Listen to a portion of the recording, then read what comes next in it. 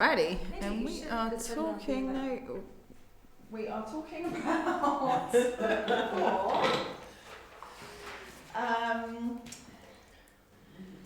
we have got to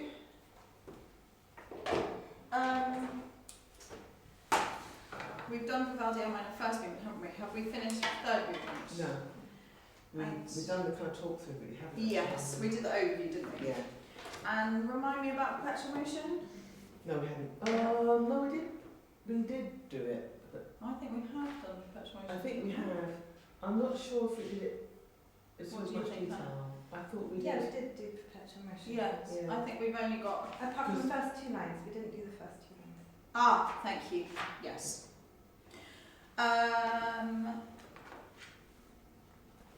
So, have you got the tick boxes for Vivaldi and minor third movement?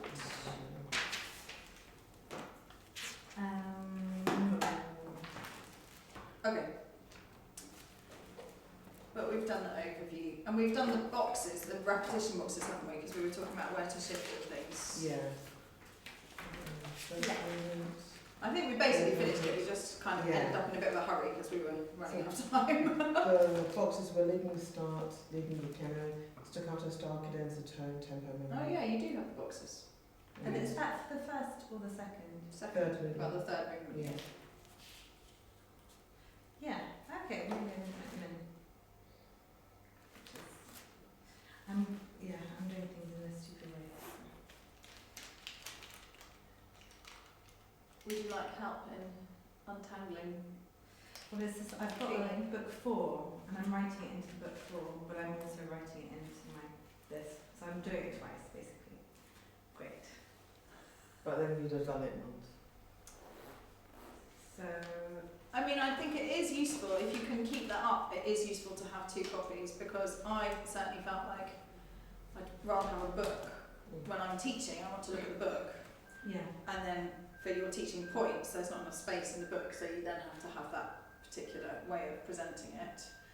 But it does mean that things can slip through the gaps. So if you feel like the slipping through the gaps is too much of a risk, I would recommend that you put it into your book, photocopy the pages from the book, and then add The colour.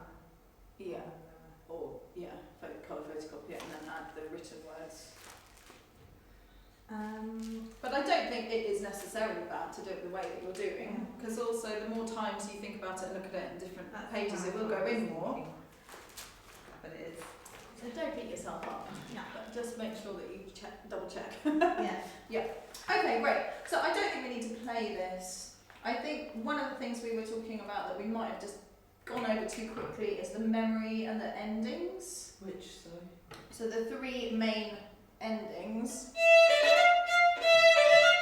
First ending, long note. And in that way that when we were talking about memory generally, it's often a moment, and your challenge as a teacher is to pinpoint exactly that moment where you can help the child go on the right path, and then just like navigating your way somewhere, if you remember where to turn right, then often you can walk for ages before you have to think about where you're going again. But if you miss that right turn, then you're gone.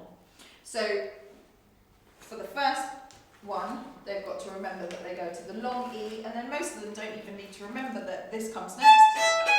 They'll just do it, but if they do, that's the second part of that. Sorry, was that? Bar 27 and 28 and 29. Got no blindness. So it's In the right piece? Yeah. Yep. Too confusing with so much Vivaldi. Yeah. And then over the page, 69 and 70 is like a loop. So you don't have a long top note and you go round and round.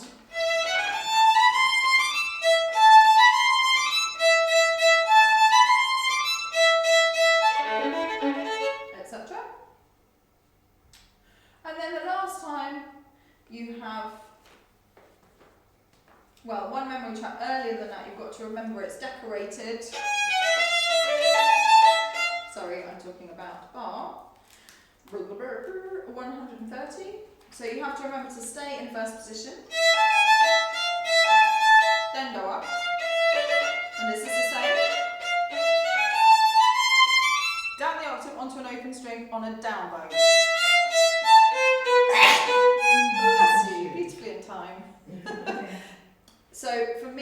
remember that as down bow in the lower, like go down into first position and use a down bow.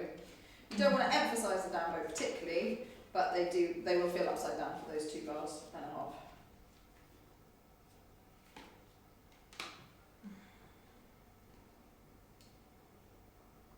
Yes, exactly like that.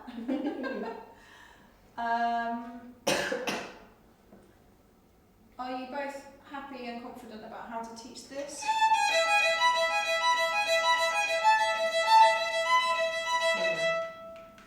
Here's a 3-second summary of how to approach it. You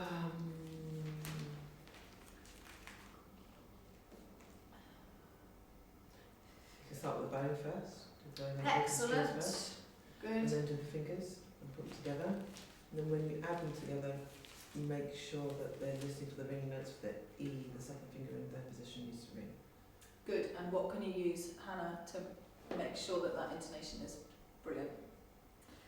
I was kind of thinking the other way around. You take out the E, and just do the first note of every 4, maybe to start, or every other note. I think that's too easy for them. The issue is not with the downbeat notes, is it? The first of each 4. The issue is this bowing pattern. Sorry. See?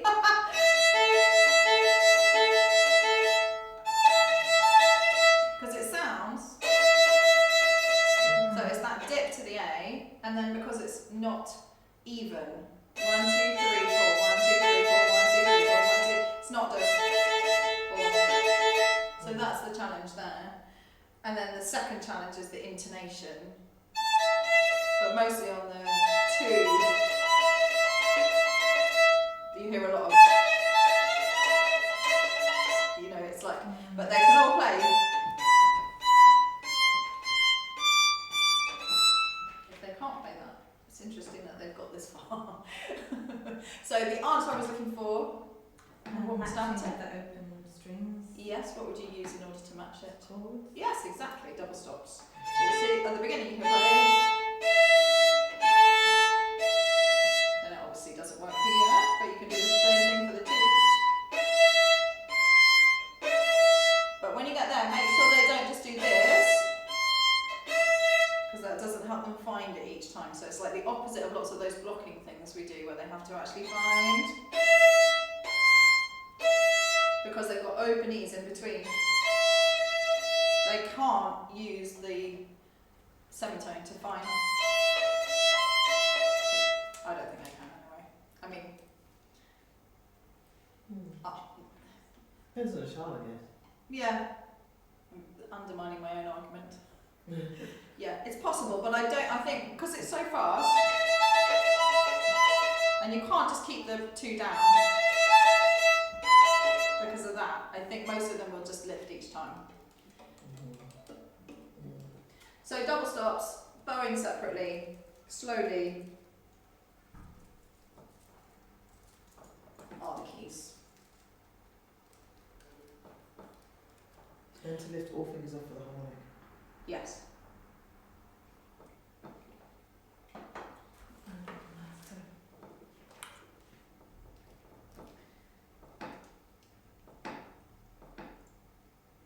Overlapping boxes we did talk about, didn't we, in the preview section, 75 to 91. Don't just practice. And then, because otherwise they don't know how to, stick it all together. Sorry, I'm behind. Where was that? 75. 91. So what did you say? Overlapping boxes. So always add an extra note and then start on that note the next time. And what is in the interesting to look at, by the way, if you don't have it, concerto training book. It's the next version of Step by Step. Kirsten Wartberg, you were talking about Step by Step. She's the German woman who, yeah. The Step by Step books are book 1 and 2. I don't know if she's done a book 3. I don't know. Anyway, She's done concerto, I think it's called Concerto Training, but if you look up what she's written, Kirsten Bartberg, which is with the W. W-A-R-T, isn't it? Yeah, B-E-R-G, I think. Yeah. She goes through all of book 4 with practice recommendations. And what she's got here is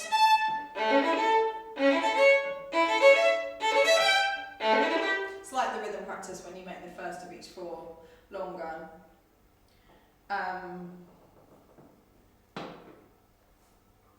I think that's great in amongst regular rhythm practice, separately as well. Would you just do the purple and cookie for this then? Yeah, and then once they know it really well, it depends if they like it or not.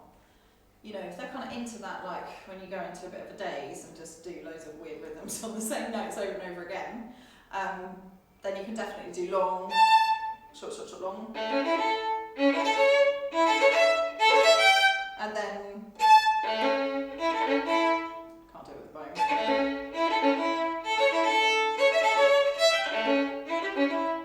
And then if they're really keen on it, and then the fourth one. But you have to have a kiddies into it to do that because it's tricky. Okay. And I think the purple and cookie and gradually getting faster, maybe using a metronome, you know, those are the basic. You can get there perfectly well just doing those. And I think the biggest thing I have to recommend about 75 to 91 is that give a kid a credit if they come to you playing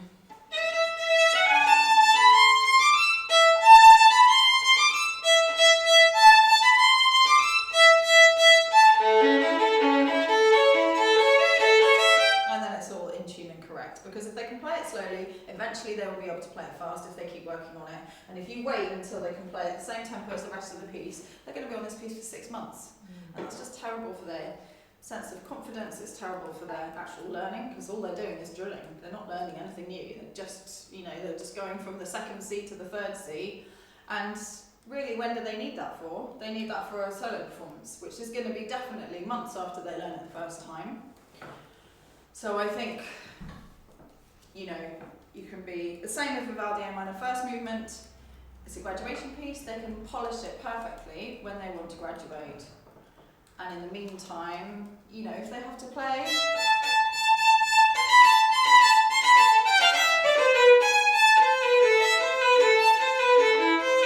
or even a bit slower, but they've got the notes right, that's the key thing for me. I would much rather they have a credit for playing it like that than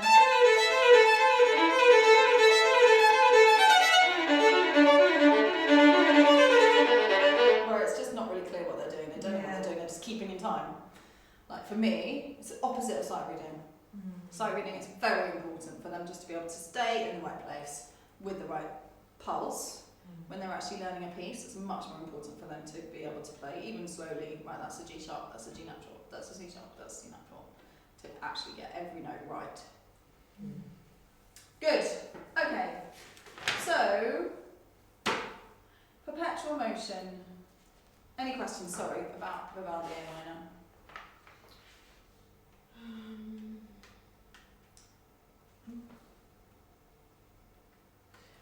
Are you changing, like, are there any key places we have to be aware of where you're talking about things like starting from the balance point or different parts of the bow, or, you know, bow distribution?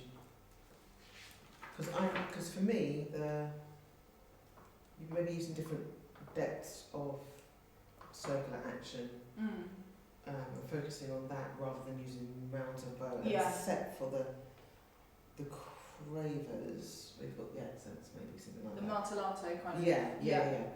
No, I would say that's exactly right. Most of it's in the middle. Let's just play it, shall we?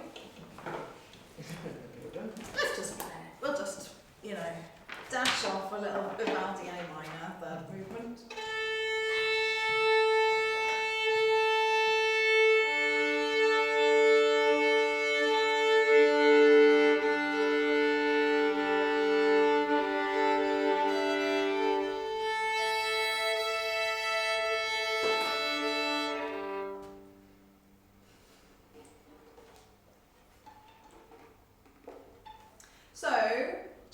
like to show us how you would lead the beginning? Perfect.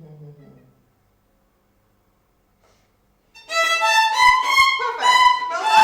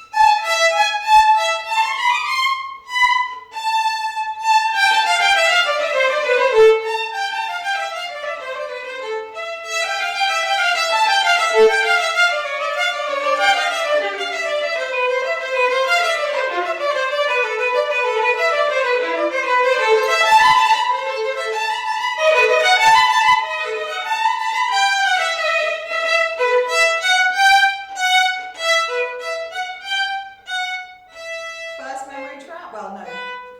Second memory trap. First time, not the three big ones. Yeah, go to BG.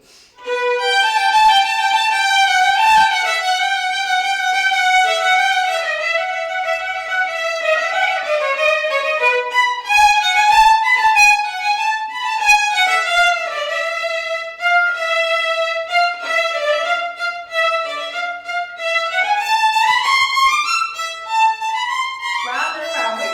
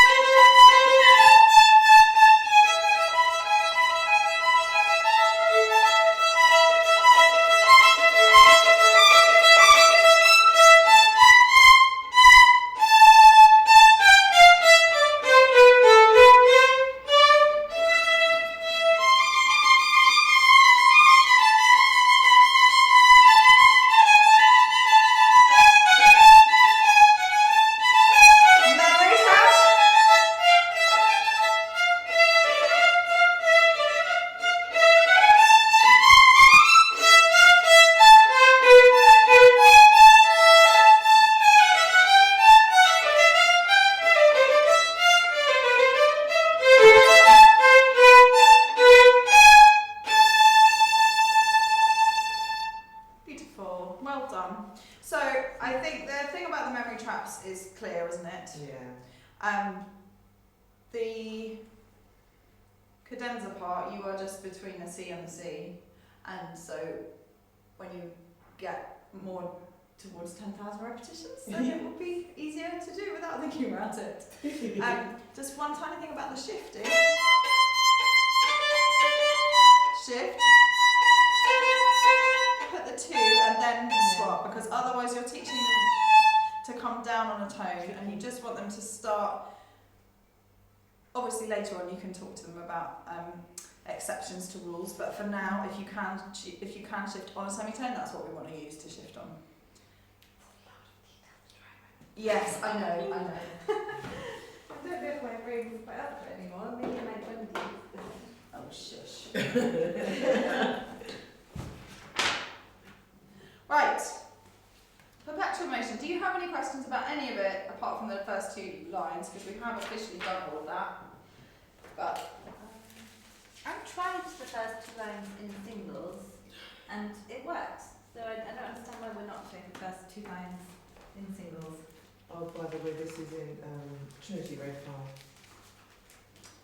so starting on an up bow, but then you don't have the retake down bows. Maybe I wasn't quite, I think I was just alternating bowing. I mean, it does work, as in yes, you can play it in singles. It just doesn't teach them what they need to know for what's coming next. Because what makes the first line so complicated is the timing and where the changes are and the bowing retakes rather than just more doubles. So if you just practice with them, no.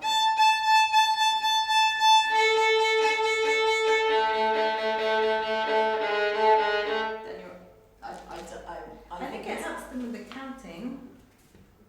I think you could make it work for the counting, rest.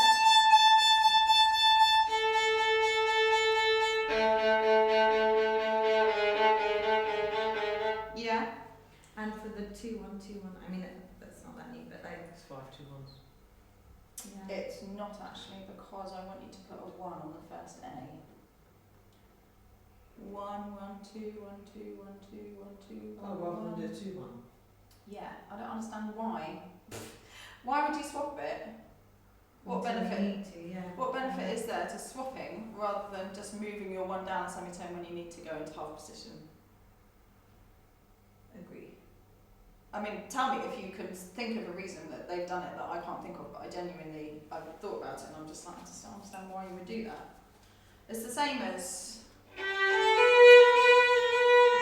in the opposite. Why would you play and then slide there when you can go into second position on an open string and shift between the bows? Yeah. So the only argument I can come up with on their behalf, not being able to ask those people why they make those decisions because I don't even know who they are, is that sometimes you want to make things harder to practice them more so that when you get a real life version it feels easier. But as you know, I'm not a great fan of that as a kind of general strategy for playing music. I think that's where studies and fun games come in rather than in the actual music. I don't want to listen to especially not when I have to listen to 25 of them in a row for graduation recordings. Please. Okay, so It's not on cassette. let's not play this because I'm hoping that by 2:45. Oh yeah, no, we can play it. We're not going to get through Bach double, are we? We're going to have to put Bach double to next week. We need to do this and this. This week. Yes. Let's do it. So, who can... No, I'm just going to do it. Yeah, it's that bad entry again, isn't it? Yeah, no, I know that you both could do that perfectly. What I was going to just talk about a little bit before we start is, what's this bow stroke? It's a subject we were talking about before. It's... Sorry, there you go. Detaché, exactly right. That's how they first learned this piece, probably. You can't learn it staccato because staccato means you literally stop each bow. There's not enough time. Then spiccato means what precisely? You start and end off the string. Yeah, so everything is bouncing, and that's why, yeah, learning singles spiccato.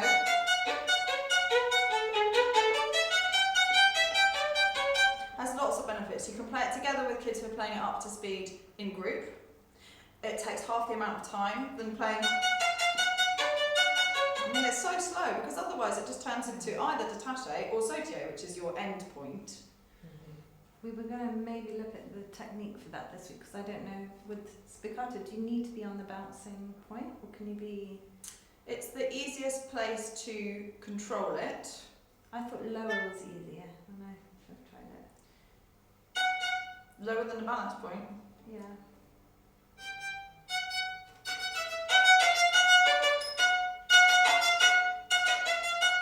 I don't get as much bounce. I mean, that's why it's called balance point. If you're trying to get it to basically do itself,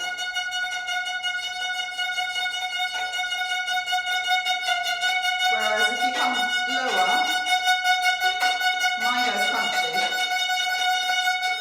And if you go to there, it bounces a lot, but there's lots of sparks. So around the balance point. I would say yeah. And it's almost a whole arm movement. You Yeah. Yeah. It's not this. Certainly Yeah. not. I'm kind of going to do that.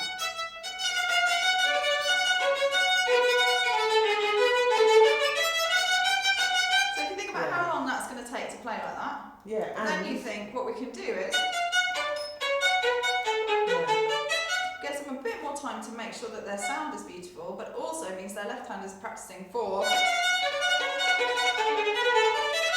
the proper up to speed version. Right. There was something else I was going to say. Oh yeah, so the general rule with spiccato is that the flatter the hair, as in the stick is directly above it, the easier the bounce is and the crunchier the sound is. Whereas if you tilt away, you'll get a more beautiful sound, but it turns brushy quite easily. So every child has to kind of find the right balance between the tilt and the flat hair to find a nice tone. What did I want to write that down now? Okay. So the flatter the hair. The flatter the hair, the easier the bounce, and the crunchier the tone. It's like a cat and hat rhyme. When you tilt the bow stick away from you,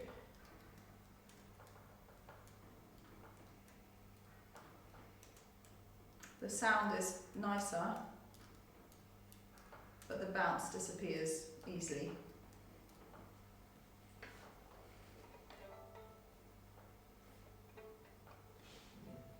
Find the balance. Each person or each bow has its own particular balance for it. Yeah, if you're playing on a really beautiful violin, it'll probably sound perfectly fine with a completely straight. But if you're playing on a stentor too, probably be quite lucky. Depends what tension the kid has in their arm, how fussy they are about the sound. Like Tilly didn't want to do spiccato at all. She's just like, it sounds disgusting. And I was like, but it's an effect, babe. Like, you know, really, where do we use most spiccato? It's in orchestral.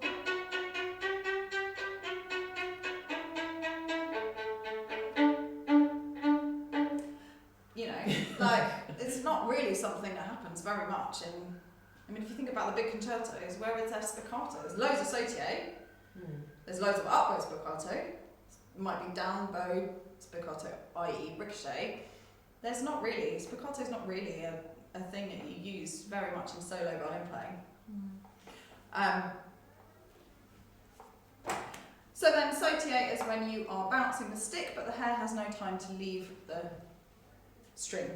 And I do this. Sautier. So the hair is. The hair has no time to leave the string, but the stick is bouncing. So in terms of speed, it goes détaché, spiccato, détaché or staccato, spiccato, sautier. And we talk about this a lot in group. It's fun if you've got a group at this level, but also just in their lessons. You know, what order do we learn these bow strokes in, and tell me which one means what. So they really drill it. You're right. S-A-U-T. I-double-L-E with an acute. I-double-L-E. I was wondering if there's an extra E in it. Thank you. You're welcome. Yeah, that's in my head now, because a couple of people asked me, and I'm like, I don't know how to do it, I don't know how to describe it. Yeah, so if you've got young children, staccato means stopped bows. Spiccato means bounce bows, and sautier means so quickly the bow is bouncing that the hair doesn't actually have time to leave, but it's still bouncing. So would you say staccato with stop bows or separated bows? And If you try and get that faster, how quickly can you go before? That's not staccato anymore, is it? It's just crunchy. And where you've got the line and the dot, it's... That's a kind of mark-up, well... Portato? No, portato is 3 lines within a slur. So I was thinking more like in Reduced Maccabeus. Tenuto. Yeah, gentle stop. that's portato. Right. Like a reiteration within the same bow. And like in will be that Tenuto. Tenuto. Yeah. Do you mean it actually is, or if you did write it differently, it would sound like that? So if I did a slur with dots in, staccato slur. That's just If I did a bow slur with lines in. That's just long, yeah, but long in terms of what you play. Yeah. Longer notes with a stop in between, I'm or shorter thinking notes with the bigger with a stop, shorter basically. stop. Yeah. Yeah. A smaller And stop if it's a line and a dot, It's between in the two. middle. okay. I don't know what it's called. Do you know what that's called? Staccato. Because it's called tanto and tenuto, Right. I'm wondering if, anyway. Yeah. But, yeah. You can get yourself a musical dictionary and make yourself sleep really well by reading it every night before you go to sleep. Yeah, alright. Okay, so before we play it through, we're going to talk about how to teach the first line, because we might not have time to play it through, but we definitely want to talk about this. Could you put your violins and bows down somewhere, please?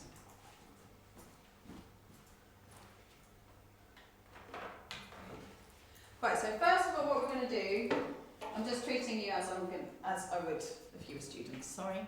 So we're going to clap the beat, and we're going to say the blue jello, and we'd have it up on the thing, and we'll talk about what the blue jello is before. So it would be like 1, 2, 3, 4, raspberry, huckleberry, huckleberry, huckleberry, gooseberry, huckleberry, huckleberry, huckleberry, gooseberry, huckleberry, huckleberry, huckleberry. Second line, then we're there. Right. Once they've got to the second line, they will know it if you've started on the second line, or they'll learn it and know, you know, the issue is the 5 and then the going up. That's not a rhythm problem, really, it's a counting problem. Yeah? Yeah. So raspberry, huckleberry, huckleberry, huckleberry, gooseberry, huckleberry, huckleberry, huckleberry, gooseberry, huckleberry, huckleberry, huckleberry, huckleberry, and off you go. Line 2. Right. So first of all, you want them to clap the pulse so they really feel it, because the other thing that happens is you hear this a lot.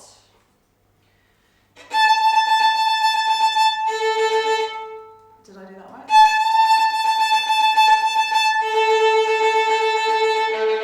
Or some, you know, they miss the fact that the first downbeat is a rest. It's really tricky, especially if they're not used to playing with the piano. Or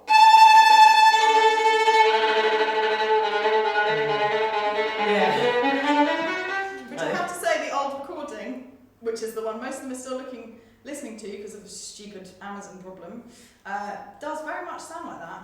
I mean, the beginning of Perpetual Motion, you wouldn't, I would find it tricky to notate the rhythm from listening to it. Let me demonstrate.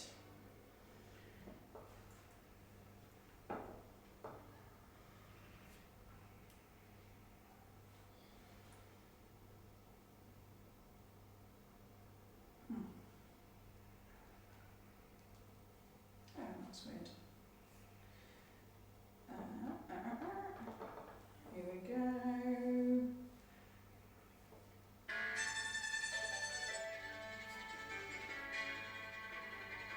I mean, it's just like, it's pretty scrubby. It's because they go in and attack the first note of each Yeah, exactly. pitch rather than the first beat of the bar. Yeah, which as far as I'm concerned would have been much more helpful to be like, let the piano have their moment. Dum.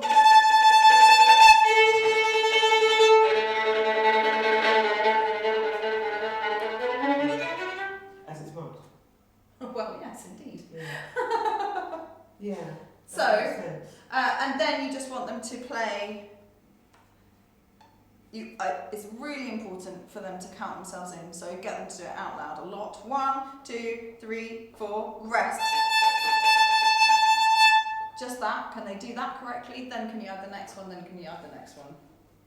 Then can they get it faster? But it's the feeling of the rest on the first beat that's so important, and knowing, you know, I say to my kids a lot, you know that music makes you cleverer, right? Learning an instrument makes you cleverer than other kids who don't learn instruments. That's fact. One of the things, in my opinion, this may not be fact, but one of the things I think helps to make you that bit cleverer than you would have been otherwise is the ability to think and do so many different things that are connected but separate all at the same time. So I cannot tell you what I want you to think inside your head, because it would involve me having 2 voices. Because on the one hand, I want you to think 1, 2, 3, 4, 1, 2, 3, 4, 1, 2, 3, 4, second line. On the other hand, I also want you to think 1, 2, 3, 4, raspberry, huckleberry, huckleberry, huckleberry, gooseberry, huckleberry, huckleberry, huckleberry, gooseberry, huckleberry, huckleberry, huckleberry, second line.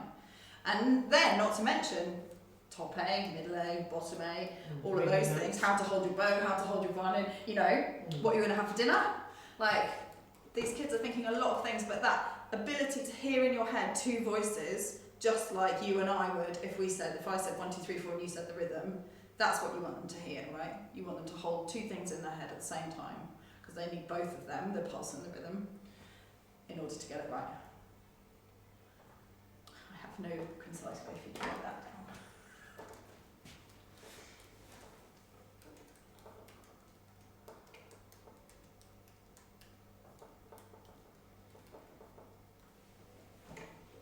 And I always encourage my students to just cross out staccato, quasi spiccato, because it's a load of musical nonsense and they quite like that. Right, we're not going to play it, we're going to just try and think very carefully about this etude very quickly. So obviously the wrist goes up to go towards the G string, the elbow drops down to come towards the E string. This is the same as it's been since they were 5 or 4 or 3 maybe. You might want to... the butterfly one. Yeah. It's actually, someone pointed out, Lila pointed out to me the other day. Is it in both books? It's in book 4 and 5. Is it also in book 5? Because it's also helpful for the Vivaldi And 6, I think. that we've just done, the A minor. No, that's the G minor. Those kind of bits. But then, yeah, in the G minor, you want to. It's not at the end of book 3, is it? Before? No, it's not. Okay. I don't think so. It's a different one, I think. Right. So you may want to do some rock and roll with your kids just to check that they are actually clear on what's driving each movement. This is one of the few examples where I agree with the editor who's put a staccato dot on every note except the last one, because you really do need to stop the bow each time. Otherwise, which could be quite nice actually, but they've given it as an option rather than just that's what happens if it's not good. So really take it slow, think about the time in between each note being as long as the note at least. So it's like 1 and 2 and 1 and 2 and 1 and 2 and 1 and 2, or huckleberry, huckleberry, huckleberry, huckleberry, not. Like, I can't do it, but getting as quickly as you can, just give yourself the time. And I think it's helpful to say to them, your arm might be a bit tired by the end of this, if you go all the way to...